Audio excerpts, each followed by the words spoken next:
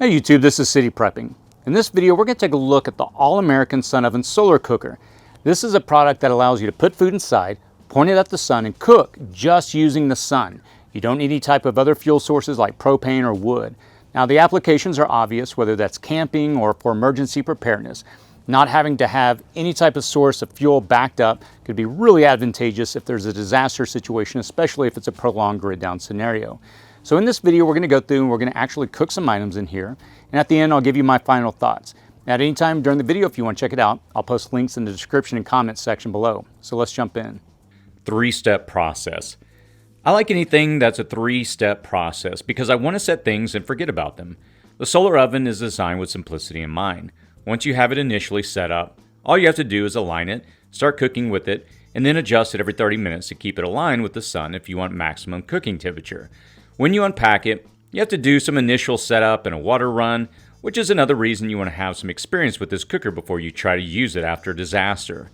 The blue plastic coating on the mirrors needs to be removed. There are instructions for a vinegar, water, and soap solution you will want to follow to remove any manufacturing residue. This cleans the unit and gets you started. When you have completed that setup initially, you can start with cooking, and you don't ever have to do this initial setup process again. If your sun oven even gets dirty on the interior, you can rerun the process to clean it easily. The basic unit comes with a self-leveling rack and easily connects to the sides of the unit. Now for the cooking. The three-step process is align, cook, adjust. There's a T-leg on the back of the unit. You simply twist it toward the sun until the bright light shines through the focusing indicators on the front of the unit. When the sun shines through the hole of the indicator and creates a focused circle of light on what looks like an LED diode, you have the perfect angle. I can start cooking now or let the unit heat up. Since getting a solar oven up to temperature takes a while, I recommend setting it up and letting it heat for at least 30 minutes before using it, maybe even an hour. Sausage and eggs. I want to truly test this, so I'll put my test food right in the oven with no preheating. I'm going to try and cook a package of sausage and 2 eggs. The sausage is still frozen and the eggs are straight from the refrigerator. I'm going to use this pot with a different lid than I should be because this lid will allow me to insert another temperature gauge and let us see the cooking. Sun Oven sells a black metal, stackable pot setup with a lid, but I want to first test this without using their cookware to be closer to what you might encounter. For faster cooking times, use cast iron or some other black material that will absorb light. Once my breakfast is in there, I can walk away. 30 minutes later, I come back to adjust alignment. I find that the oven itself is reading 300 degrees Fahrenheit, but my food pot is around 180. This tells me I would definitely want to preheat the solar oven for a faster cook time. Solar cooking is a patient type of cooking. You can't just slap things in the pan, and you have to wait and be patient. I made a slight adjustment because it was still pretty well aligned, and I came back to check it in another half hour. After 1 full hour, the eggs looked done, the grease was bubbling, but I wasn't confident the sausage would be done. That means my breakfast takes at least an hour and a half to cook from almost 11 a.m. to 12:30 in the afternoon. Definitely recommend preheating. Water pasteurization. The solar oven is already hot for the second test, and I'll use their cookware and their water pasteurization indicator, WAPI, which was an added purchase for me. The WAPI is a simple thermometer that indicates when the water has reached pasteurization temperature and is safe to drink. Pasteurization occurs when water is brought to 65 degrees Celsius or 150 degrees Fahrenheit for 6 minutes. Pasteurization destroys all microorganisms and dangerous pathogens that could cause diseases from drinking contaminated water.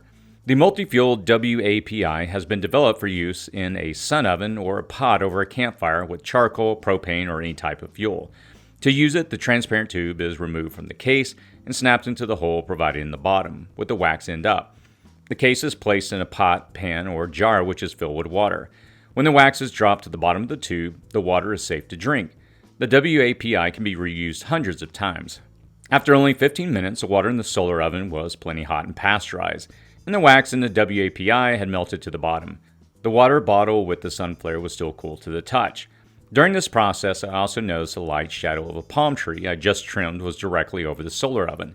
Even that light shadow was enough to decrease efficiency, so I had to adjust and emphasize that your solar oven will require line of sight with the sun on as cloud-free a day as possible. Pizza. For the final test, since I see so many baking recipes in this book, I'm going to just cook up some store-bought pizza dough. Put the dough in after brushing it with olive oil, applying some garlic powder and herbs, slices of tomato, and some mozzarella.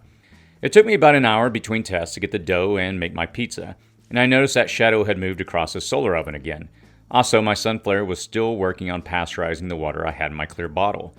I gave the pizza bread a full hour and could have pulled it out at that point, but I gave it another 30 minutes to see if I could get the cheese to brown up a little. It was successful and tasty. I might take more time with it next time and roll the dough with layers of cheese and sauce or something. Because of the long time and lower temperature, the pizza dough rose quite a bit and took on a cakey texture, but it retained all the excellent pizza dough taste. I could see the value in this as a cooker for baking.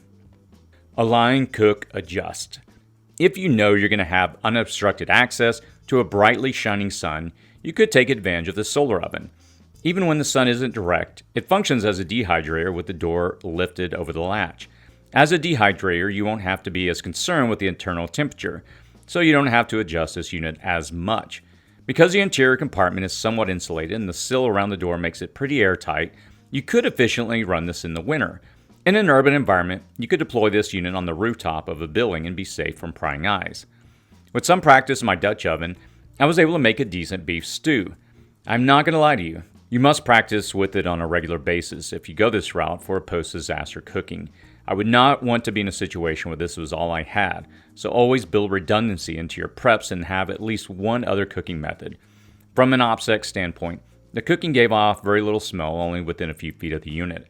A person would have to be staying directly in front and above the unit to really see the mirrors, so it's a pretty secure way to cook. Final assessment. No power, no problem, so as long as the sun is shining. Solar cookers are an efficient way to cook after disaster. The parabolic focusing of light waves is a science, and cooking with one of these is challenging. If the sun isn't shining or you can't remain stationary for an extended time, you might not be able to get enough heat for long enough to cook effectively. If you are in a permanent location with steady, direct sunlight, you won't find a more reliable cooking method, which is why an excellent solar cooker is a recommended piece of prepping equipment. A well-made unit, it's expensive because it's so precisely made.